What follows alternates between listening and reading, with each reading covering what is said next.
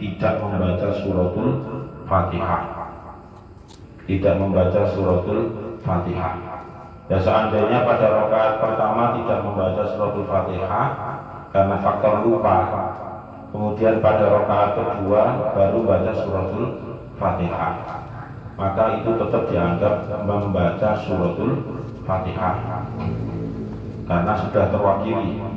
Artinya tidak membacanya di rakaat pertama itu karena ada faktor lupa tadi. Kemudian jika seandainya tidak lupa pada rakaat pertama nggak baca suratul Fatihah tanpa ada alasan yang jelas, kemudian yang kedua baca suratul Fatihah, yang ketiga tidak baca suratul Fatihah, maka itu dianggap tidak membaca suratul Fatihah karena ada semacam unsur main-mainnya dalam sholat, jadi muncul selang-seling karena tidak ada alasan yang jelas. Yang kedua, warajulun la yu'addi zakat, seseorang yang sudah harusnya membayar zakat tetapi tidak mau membayar zakat dengan berbagai alasan ya, karena mungkin modalnya belum balik, kemudian ini, kemudian itu ya, yang namanya hitungan nisab itu pastinya sudah dihitung secara bersih. Jadi laba yang didapat di dunia itu adalah hitungan bersihnya, bukan bukan pokok. Jadi misalnya ada petani ya berarti harus dikurangi dengan biaya perawatan pupuk dan seterusnya, itu baru ketemu laba bersihnya. Nah, itu yang wajib dizakati, bukan penghasilan kotor kemudian diambil berapa persennya. Kalau pertanian kan ada hitungannya sendiri. Kalau itu mengandalkan air hujan maka zakatnya sekian persen, tapi kalau mengambil air sumber itu beda lagi. Nah, tapi pengurangan itu tetap harus sudah hitungan penghasilan yang bersih. Yang ketiga, warajulun ya'umu qauman wa hum lahu karihun, seseorang yang mengimami itu adalah orang yang tidak disenangi oleh orang yang ada di situ. Seandainya mau diimami pun makmumnya itu mesti enggak ikhlas karena bukan orang yang disenangi, bukan orang yang dihormati dan seterusnya. Nah, itu juga menjadi catatan.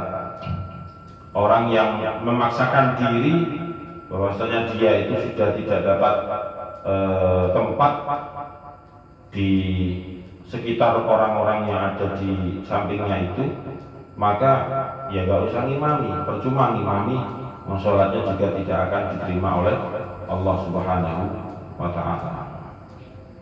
Warajulun mamlukun abikun, warajulun wong lanang mamlukun kang dimiliki, abikun tur kang minggat, abikun tur kang minggat, ayat tegese saksun, ayat tegese saksun wong siji, rokikun kang dadi budak, rokikun kang dadi budak, dakaron iku lanang, kana ana sapa saksun, kana ana sapa saksun,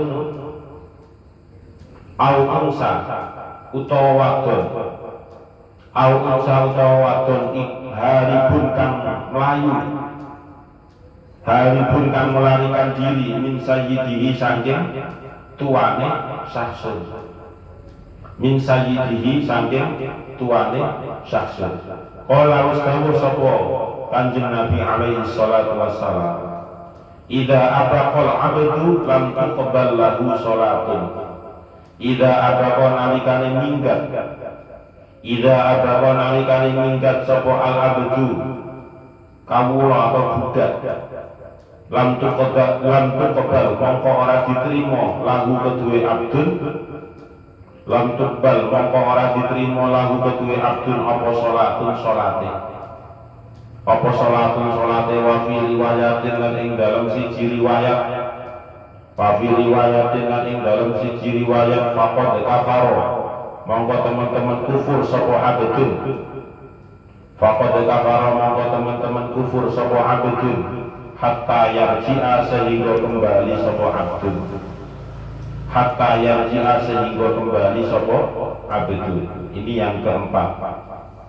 Jadi misalnya ada budak, karena dulu masih ada perbudakan, zaman Rasulullah masih ada perbudakan. Jadi jika ada laki-laki dan dia itu adalah seorang budak, kemudian dia tanpa sebab yang jelas melarikan diri dari tuannya, kemudian ketika melarikan diri itu dia mengimami sholat, atau dia sholat sendirian ya. Jadi sholatnya itu tidak diterima selama dia belum kembali kepada tuannya. Karena yang namanya perbudakan, yang namanya budak itu bagaimanapun sudah melalui transaksi sebelumnya, ada jual beli budak ya, kalau zaman dulu. Nah, kalau melarikan diri itu berarti sudah menyalahi aturan tanpa ada sebab yang jelas. Tapi kalau melarikan dirinya itu terkait dengan suatu hal, contoh dia itu mengalami penyiksaan, kemudian mengalami kedoliman, nah itu beda lagi. Tapi ini tanpa sebab yang jelas, majikannya atau tuannya itu ya baik-baik, memberikan hak dan kewajibannya juga, akan tetapi budaknya ternyata melarikan diri. Maka ketika pas melarikan diri sampai dia kembali kepada tuannya itu, sholat dari budak itu tidak diterima oleh Allah Subhanahu wa Ta'ala. Itu yang keempat. Warajulun kan wong lanang syaribul khamri kang ngombe arak, syaribul khamri kang ngombe khamr, mudminun kang ngelanggengi, mudminun kang sering, mudminun kang sering. Qala wasdawu sapa Kanjeng Nabi alaihi salatu wassalam, ijtanibu al-khamra, ijtanibu becik ngedohi sira kabeh, ijtanibu becik ngedohi sira kabeh al-khamra ing khamr, fa innaha mongko satemene khamr, fa innaha mongko satemene khamr iku ummul khabaisi, iku ummul khabaisi pusate pira-pira kelakuan kang elek, iku ummul khabaisi pusate pira-pira kelakuan kang ala. Ini yang kelima.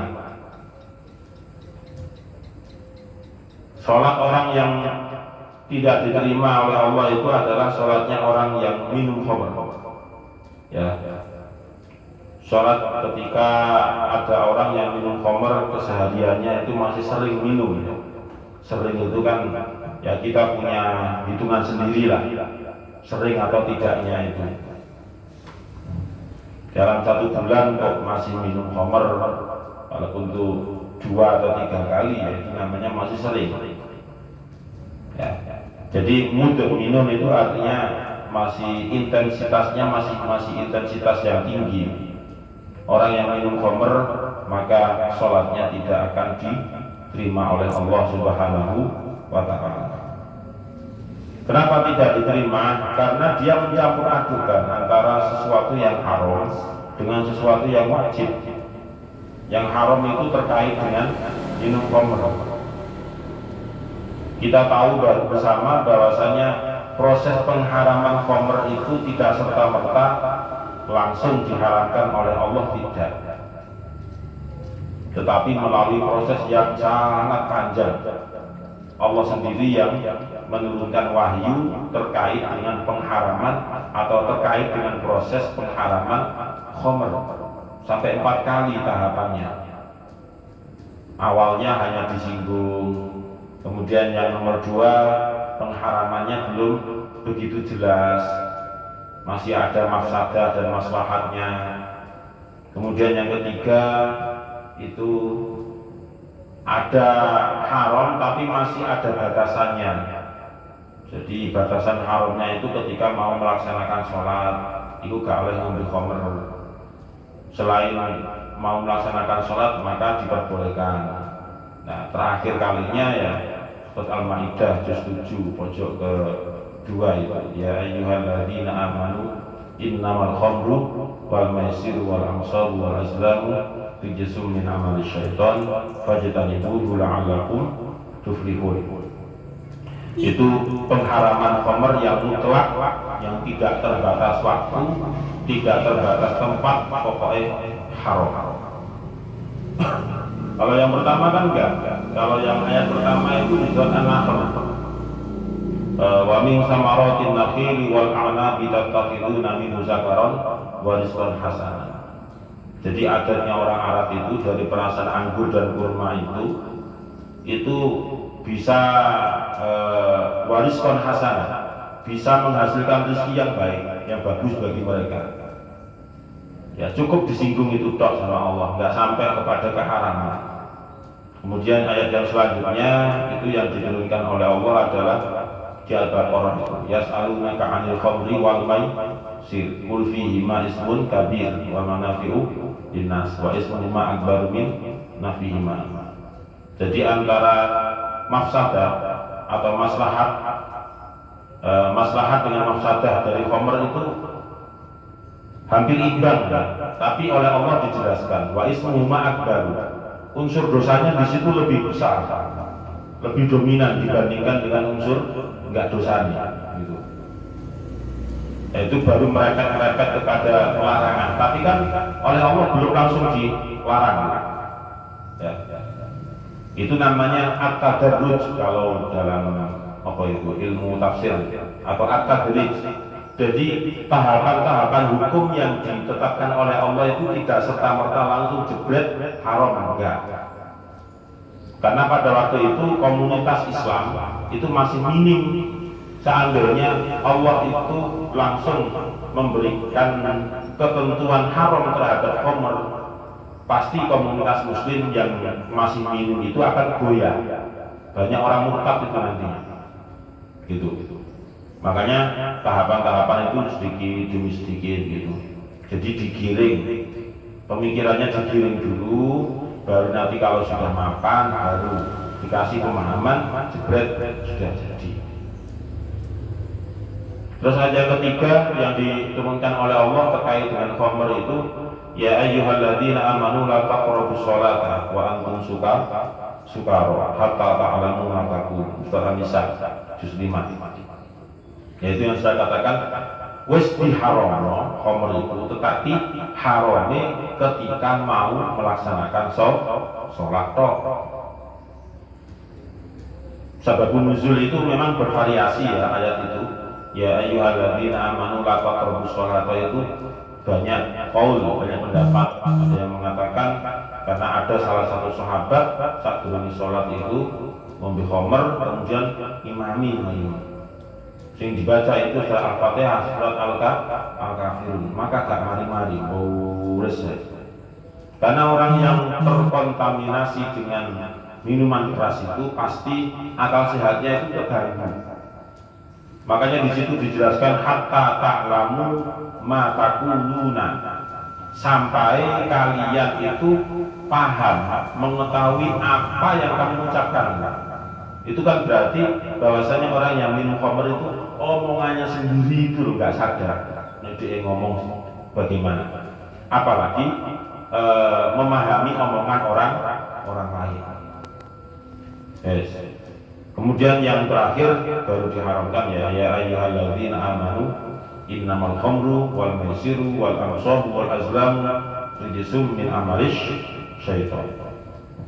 Orang yang minum khamr itu pastinya juga akan menimbulkan kekacauan. Moro-moro bengok misalnya gitu ya. Moro-moro belayar sepeda motornya. Moro-moro boleh perkara misalnya. Tiba-tiba cari masalah, orang nggak salah tapi ditendang dan sebagainya. Itu adalah orang-orang yang karena sudah terkontaminasi dengan minuman keras gitu.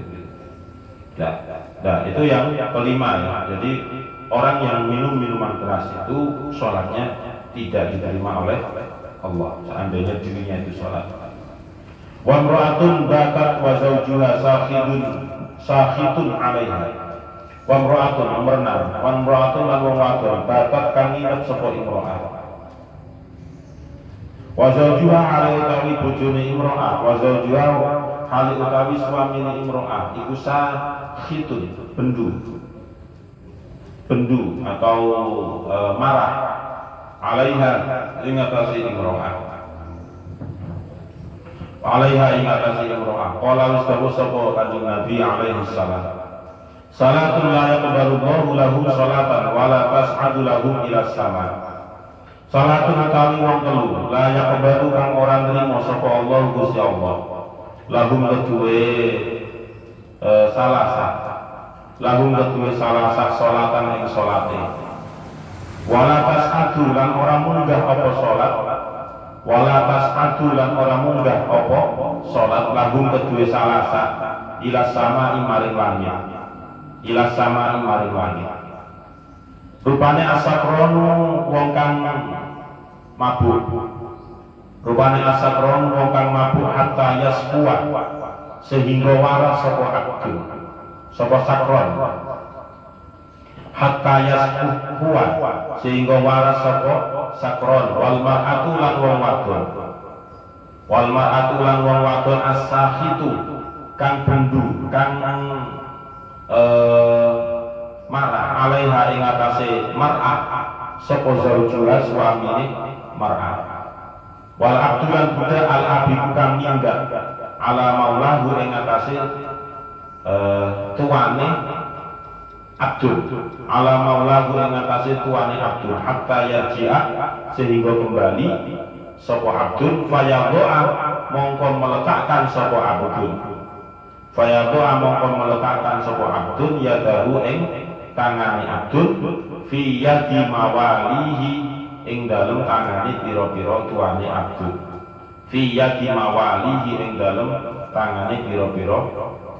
tuane abdul. Ini yang keenam sholat seseorang yang tidak diterima oleh Allah. Yang keenam itu adalah sholatnya seorang perempuan atau sholatnya seorang istri, tepatnya seperti itu, bakat kang nginep sapa imro'ah. Bakat itu artinya jangan diartikan menginap itu berarti dalam keadaan namu gitu enggak. Bakat itu artinya ya tidur, jadi tidur istirahat malam. Wa zawjuha sakhitun 'alaiha. Sedangkan suaminya itu ketika dia tidur, suaminya itu dalam keadaan marah kepada istrinya. Marahnya karena memang posisi istri itu adalah salah.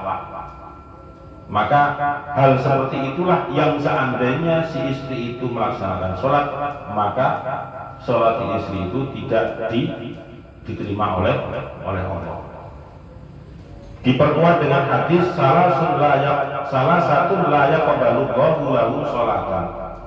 Ada tiga kelompok yang tidak diterima oleh Allah sholatnya, bahkan tidak akan dibawa naik itu ke langit, itu enggak diterima.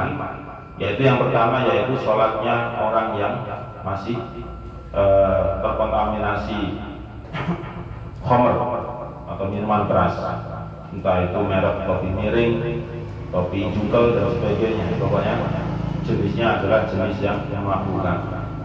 Hatta yaswa, sampai dia itu dinyatakan betul-betul sadar. Yang kedua, wal mar'atu sakhitu 'alaiha zawjuha, yaitu perempuan yang dimarahi oleh suaminya karena memang teledor, karena memang tidak bisa menjaga kehormatan, misalnya seperti itu. Karena misalnya jadwalnya tapi nggak dikasih kita. Nah seperti itu, seandainya tidak ada halangan apapun ditolak oleh si istri, ya pastinya suami kemudian marahi si istrinya, dan istrinya ketika sholat ya tidak akan diterima oleh Allah. Nah ini cekelono, wal mar'atu sakhitu 'alaiha zawjuha. Kok tulisan, nah kok terus dibujuk tempel di kamar ya. Bolak balik dikai ini, gak dikai guys, buka. Yes, awe-awe. Ayo nyanyian Habib Syekh, mampu ngiling kene Habib Syekh taruh kono. Oh, enak untuk rumah. padang bulan koyo rino. Itu saya kapan tekone gak ono kawalan, gak ono apa-apa. Murah-murah nang musala Izzatul Quran. Sebuah kehormatan bagi saya. Gitu. Ya, itu yang nomor 6. Tapi ya ojo bolak-balik menyalahkan istri ya jangan. Bagaimanapun harus introspeksi diri. Gak dikai itu kena apa? Gak dilayani itu kenapa? Karena mungkin faktor gak dikai duit, gak buka duit jolak jalur tok berdoa. Atau karena ada faktor pernah dibantu masak dan sebagainya, atau karena faktor kecapean, atau karena faktor kelelahan. Jadi ada sebab-sebabnya. Jangan digeneralisasikan, gak geleme pun apa. Dan gitu ya. Tapi boleh sampai yang itu mar'atu safitu 'alaiha zaujun. Wa imra'atun hurratun wallahu a'lam bissawab. Al-Fatihah. A'udzu billahi minasyaitonir rajim. Bismillahirrahmanirrahim. Alhamdulillahirabbil alamin arrahmanir rahim maliki yaumiddin. Iyyaka na'budu wa iyyaka nasta'in. Ihdinas siratal mustaqim. Siratal ladzina an'amta 'alaihim ghairil maghdubi 'alaihim waladdallin. Amin. Bismillahirrahmanirrahim. Subhanakallahumma wa bihamdika asyhadu an la ilaha illa anta astaghfiruka wa atubu ilaik. Subhanakallahumma wa bihamdika asyhadu an la ilaha illa anta astaghfiruka wa atubu ilaik. Subhanakallahumma wa bihamdika asyhadu an la ilaha illa anta astaghfiruka wa atubu ilaik. Semoga bermanfaat. Assalamualaikum warahmatullahi wabarakatuh.